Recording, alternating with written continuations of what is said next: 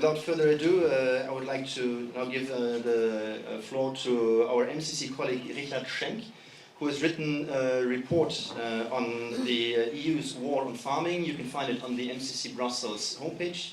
You can also find on YouTube and other platforms the documentary that was drawn from this report. So I invite you to take a look at it if you are interested in further details and a very detailed case study. And Richard, perhaps you can give us a couple of key points on your view of the EU policy and how it plays out in the field of the common agricultural policy, and especially perhaps the part of environmentalism, rather as an ideology, as opposed to the farming tradition in Europe. The floor is yours. Bienvenue. Welcome.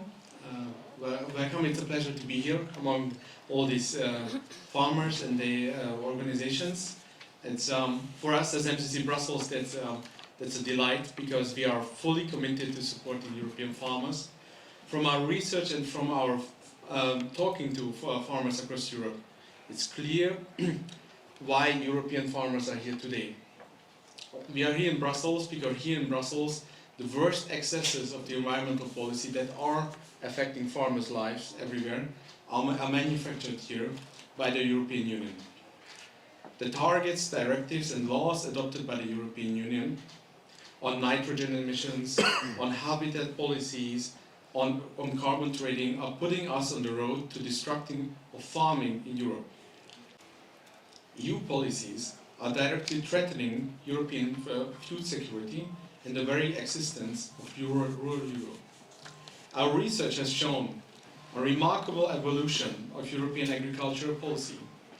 Once it was characterized by the motto, never hungry again, ne plus hunger, ne plus jamais avoir faim.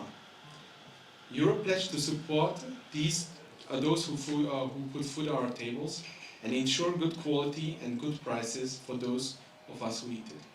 Today, very different ethos has taken hold, the ethos of net zero. Through the development of the common agricultural policy and the barrage of other legislation, the EU has tried to transform farmers into the foot soldiers of the green movement. They are subject to ever-increasing, always changing regulations to reduce emissions, set aside more land, and to engage in dubious rewilding projects. The result of these policies is twofold. First, the closure of the thousands of small farms, especially small farms, family-run farms. Not just individual livelihoods, but the entire rural way of life has been imperiled. The consequences of this in terms of food security, imports, reduced quality, and the offshoring emissions is obvious. Second, it has seen a veritable rural revolution against EU policies and the national parties who used to represent farmers' interests. From Flanders to Germany, Ireland to France, Poland to Romania, in fact across the whole EU, this fightback is sure to grow. It is something we champion and welcome. The EU has to make the security and the affordability of food supply for consumers a top priority again. The agriculture of the continent is as diverse as Europe itself and cannot be governed via micromanagement from Brussels. The EU agriculture policy needs to give farmers enough breathing room to make their own business decisions as their skin is in the game. Above all, the EU needs to stop its environmental obsession. What we see at the moment is the sacrifice of agricultural needs to the environmental demands. This is not fair on farmers and not workable for the long term for Europe. We need another direction, one which puts food security and successful farmers at its heart once again. Welcome to Helen O Sullivan, from the founder of the Irish Farmers Alliance. You took the travel upon you to be here, so we are particularly glad to have you here in Brussels today. Maybe you can give us an insight on the situation in Ireland, how you view your relation to the government in Ireland and its responsiveness to the plight that you and your fellow farmers live through, and what you can see or say to the European level in that regard. Thank you. Hello everyone. Thank you for the invitation here today. We are delighted to be here with other European countries to voice our concerns. I am Circle Farmer from West Cork in Ireland. I am a co-founder of a newly registered political party called the Farmers Alliance. We set up this party as we are sick and tired of all the regulations and misinformation around farming. We are being blamed for everything when it comes to climate change. We are being labelled environmental terrorists. Our main farming bodies in Ireland do not represent us. Our government do not represent us.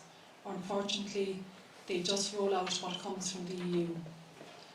We feel there are too many draconian measures coming from the EU. It is making farming impossible.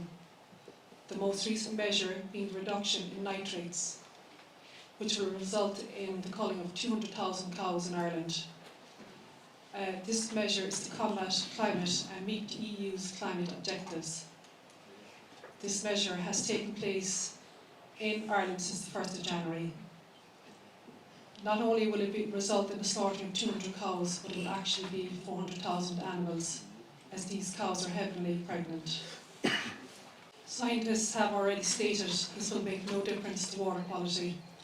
Farmers have invested hundreds of thousands of euros in Ireland in their enterprises, which includes slurry storage, low emission slurry spreading, creating buffer zones, etc. Water quality is the main issue that has been used to reduce the herd. Too much nitrogen in the water. But there is no mention of the 7.5 million litres of raw sewage entering our water courses on a daily basis. This is equivalent to 3 Olympic-sized swimming pools, and not a word about it. The cows get the blame for everything. Our population is at 8 billion, heading to 10 billion by 2050. Where do you think the food will come from? We are the most sustainable producers of food in the world, but yet our EU masters want to close down our farming and fishing industry to create a greener environment.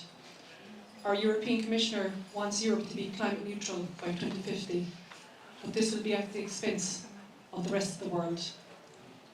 If the Mercosur deal goes ahead, it will be detrimental for Ireland, along with the nature restoration law. It will be the decimation of rural Ireland. These laws need to be challenged, otherwise there won't be a future in farming or fishing for the younger generation. It does not make sense to import 99,000 tonnes of beef from Brazil into Europe tariff-free. What about the carbon footprint of this? To produce 1 kg of meat in Ireland, we only create 12 to 13 kgs of carbon. For Brazil to produce the same amount of meat, 1 kg, they produce around 1,000 kgs of carbon. How is this more greener than what we do? The question I want to ask, is climate change only happening in Ireland and the rest of the EU? As China continues to build a coal-fired power plant every week, the EU seeks to push for 90% greenhouse gas emissions cut by 2040 because the current efforts are not enough to meet climate neutrality by 2050. The nature restoration law will restrict farming practices and farmers will also be expected to deliver on restoration targets. This will have a huge effect on family farms and rural communities. The media reports that the land management changes under this law are voluntary. This will state that it will state lands only, that it states that the state lands will only be used. This word voluntary is not mentioned in the agreement. As a minimum, we request that this word voluntary needs to be in the agreement. We feel that this dictatorship coming from the EU is like death by 1,000 cuts. These regulations are only to cease or reduce farming in Ireland and other European countries. They do not make sense. The global population is rising. Where will food come from? No farmers, no food. Being an island, Ireland needs to have food security as a minimum.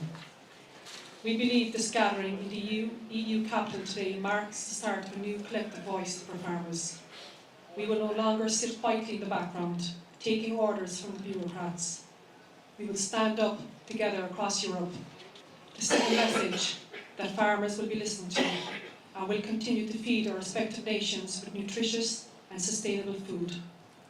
We look forward to working with our farming colleagues and supporters across Europe to fight for a better future for farming and for all.